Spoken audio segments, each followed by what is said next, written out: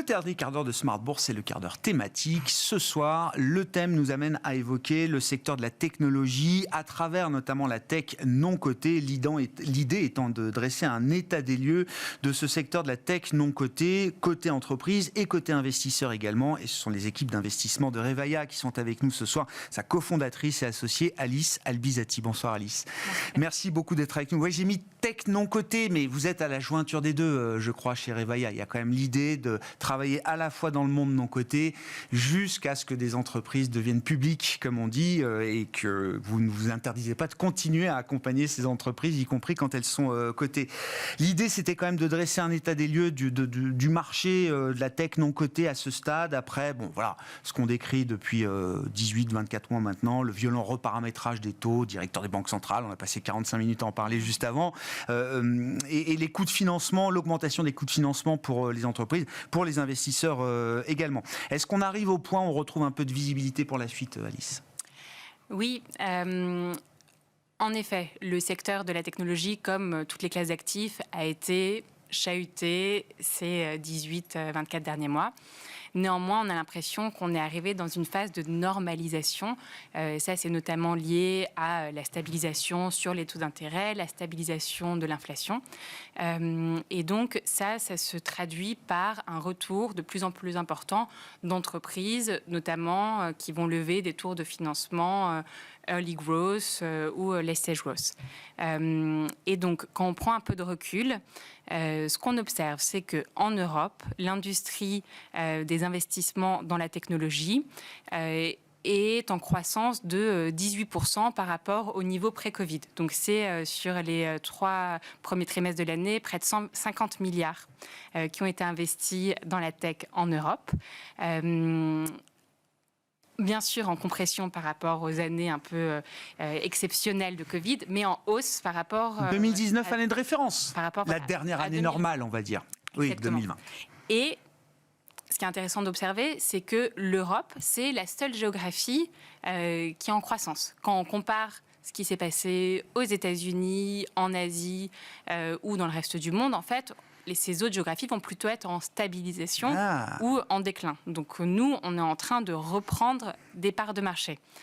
Avec également un trou de financement qui est en train de se rétrécir. Donc il y a de plus en plus également d'investisseurs locaux, notamment dans les tours de growth. Donc ça va être plus de 60% des tours de growth qui sont faits par des fonds européens, là où, dans cette année pré-Covid, on était plutôt à moins de 50%. Donc ça, c'est des tendances qui sont intéressantes. L'Europe est devenue de plus en plus autonome en matière de financement de la croissance et de financement de l'industrie technologique au cours de ces 3 dernières années. Exactement. On est toujours à un niveau bien plus faible que ce qui se passe aux États-Unis. Et ça, par exemple, si on regarde les allocations des asset managers dans l'alternative, en Europe, c'est 8% des allocations qui sont dédiées à la tech, donc à peu près 200 milliards. Aux États-Unis, on est plutôt sur 16%, 1000 milliards. Donc il y a quand même un recul, mais ce recul est en train de se rétrécir et avec plus d'autonomie, en effet.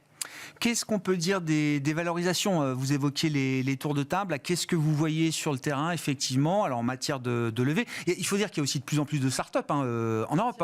Depuis ces 3 dernières années, effectivement, il y a plus de start-up, j'imagine, en Europe qu'il y en avait en 2019.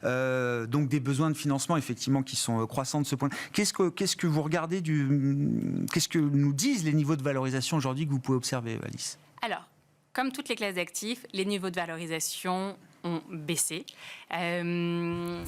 Et ça, c'est une compression des multiples qui vient corriger quelques années qui ont pu être excessives, qui, dans certains cas, va se matérialiser par des down rounds, donc qui reste encore une minorité des cas, donc des entreprises qui lèvent des tours de valorisation successifs à des valorisations plus basses,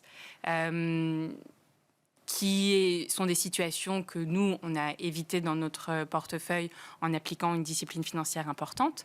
Néanmoins, ce qu'on va observer, c'est qu'on a cette compression des multiples, mais qu'on continue à être sur des sous-jacents qui sont très porteurs, et donc en très forte croissance. Et donc, la hausse du sous-jacent va plus que compenser la baisse des multiples. Et donc, en ce moment, nous, on pense que c'est un moment opportun pour investir dans cette classe d'actifs parce qu'on a ce point d'entrée qui est attractif. Il y a toujours de la croissance, mais la valorisation, elle est où par rapport à l'historique aujourd'hui Voilà, on est sur des valorisations. Si on regarde sur ce qui s'est passé sur les séries B, séries C en Europe, on est revenu sur les niveaux pré-Covid, donc on est en dessous des médianes long terme. D'accord. Mais qui ont été très influencés, j'imagine, par les 2 dernières années. Exactement. Ou les 2-3 dernières années, effectivement. Donc on revient sur... Je comprends. Exactement. Et aujourd'hui, sur les valorisations, quand on compare aussi Europe par rapport aux États-Unis, les États-Unis, à niveau de maturité similaire, donc série B, série C, ces entreprises élèvent avec des valorisations qui sont en moyenne 2 fois plus élevées que les sociétés européennes.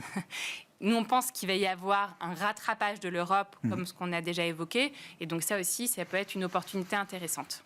En tant qu'investisseur, comment vous évaluez aujourd'hui les entreprises ? Est-ce que c'est avant tout sur la base de leur croissance ? Vous l'avez dit, le sous-jacent en termes de croissance, c'est la première métrique que vous avez citée, Alice. Quelle place a pris la rentabilité également dans la manière de valoriser des sociétés et d'y investir ? Alors, c'est une question intéressante. Ce qu'on va trouver, c'est que l'équilibre entre croissance et rentabilité devient de plus en plus important. Donc, on n'est plus du tout dans les phases où c'était l'hypercroissance à tout prix. Aujourd'hui, la rentabilité et la trajectoire de rentabilité devient un critère qui est de plus en plus important. Néanmoins, les sociétés qui réussissent à être dans des rythmes de croissance soutenus sont celles qui vont bénéficier d'une prime en termes de valorisation. Oui. Voilà. Oui, non, mais la croissance compte toujours. Il n'y a pas de doute là-dessus. Ouais. Et c'est nous ce qu'on observe. Ce qui nous intéresse particulièrement chez Revelia, ça va être les entreprises du logiciel. Et on voit que les entreprises du logiciel qui ont ces bons métriques, qui vont avoir des Rule of 40, donc cet critère entre croissance et rentabilité supérieur à 40%, continuent de bénéficier de niveaux de valorisation élevés. 10 fois, 15 fois, parce que c'est des perspectives de création de valeur et de flux de trésorerie très importants dans les années à venir. Qu'est-ce qui vous intéresse particulièrement dans les softwares ? C'est un secteur qui a... Alors moi, ma référence, c'est les marchés cotés, mais je sais que ce qu'on a vu sur les marchés cotés, ça se retrouve aussi dans le monde non coté. C'est un secteur qui a beaucoup souffert, les softwares. Qu'est-ce qui vous intéresse ? Alors, il y a la question de la valorisation, mais vous imaginez que les fondamentaux du secteur sont intacts ? C'est les questions qu'on s'est posées autour de ces années de polycrise, pour dire, est-ce que les méga tendances qu'on avait identifiées avant Covid, est-ce qu'elles restent valables à la sortie du Covid ? Qu'est-ce que vous dites de ce point de vue-là ?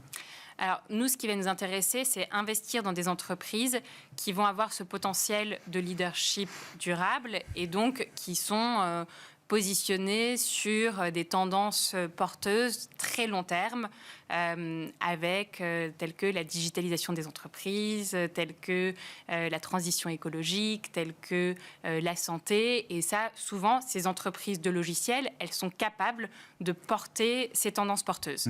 Et du coup, elles ont des caractéristiques qui sont très attractives pour des investisseurs de growth comme nous. C'est que ça va être des entreprises qui vont être résilientes. Et on voit là que même dans le contexte de marché actuel, c'est des sociétés qui continuent d'avoir des croissances à 2 chiffres, voire à 3 chiffres pour certaines, qui vont avoir beaucoup de récurrence dans leurs revenus, qui vont avoir des marges brutes élevées, donc qui vont pouvoir piloter aisément ces trajectoires de croissance par rapport à rentabilité. Ça va être aussi des sociétés qui vont avoir des trajectoires d'internationalisation qui sont prouvées. Donc ça, c'est des critères qui sont très intéressants.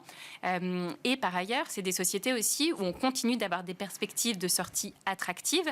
Et notamment, une tendance qu'on observe ces derniers temps, c'est qu'il y a de plus en plus de fonds de private equity type buyout growth tech qui s'intéressent à nos sociétés. Et donc ça, qui viennent ajouter des perspectives de sortie aux perspectives de sortie traditionnelles que sont les introductions en bourse et les rachats par des grands corporates tels que les GAFAM.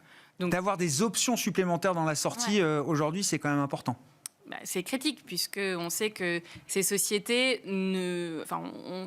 nous, on s'efforce à leur apporter des trajectoires de pérennité, mais il y a un moment où l'événement de liquidité majeur reste un objectif, et c'est un objectif sur lequel nous, on travaille en tant que fonds de growth, au board, présent, à accompagner la création de valeur. Des gros fonds de private equity, je pense à EQT qui en a beaucoup parlé, qui remettent en cause même l'idée d'une sortie par la bourse, estimant que les marchés boursiers dysfonctionnent aujourd'hui. Donc essayent de trouver des dérivatifs pour créer d'autres options de sortie. Est-ce qu'à votre stade d'investissement, growth, comme vous dites, Alice, est-ce que c'est déjà le moment où on peut consolider aussi, par exemple, ou participer à la consolidation d'un secteur comme celui des softwares?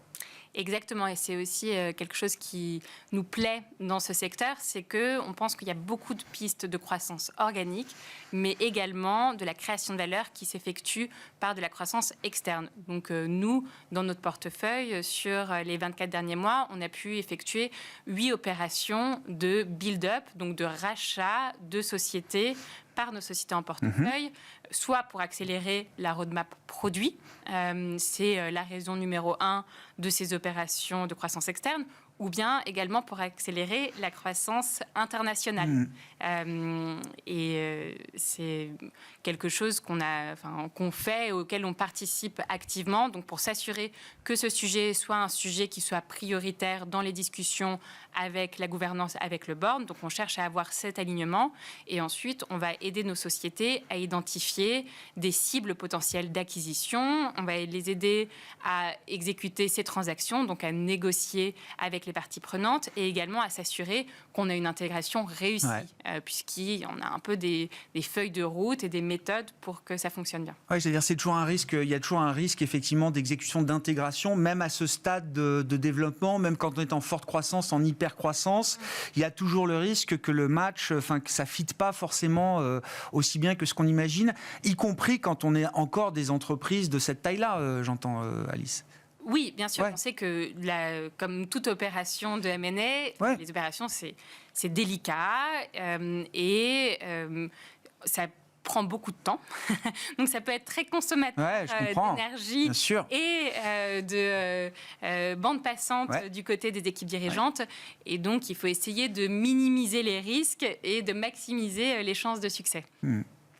Merci beaucoup Alice, merci d'être venue nous parler de la tech, l'industrie de la tech et du financement de la croissance de l'industrie technologique en France et en Europe. C'est votre terrain de jeu chez Revalia, vous êtes investisseur growth, cofondatrice et associée de Revalia, Alice Albizati, qui était l'invitée de ce quart d'heure thématique de Smart Bourse ce soir.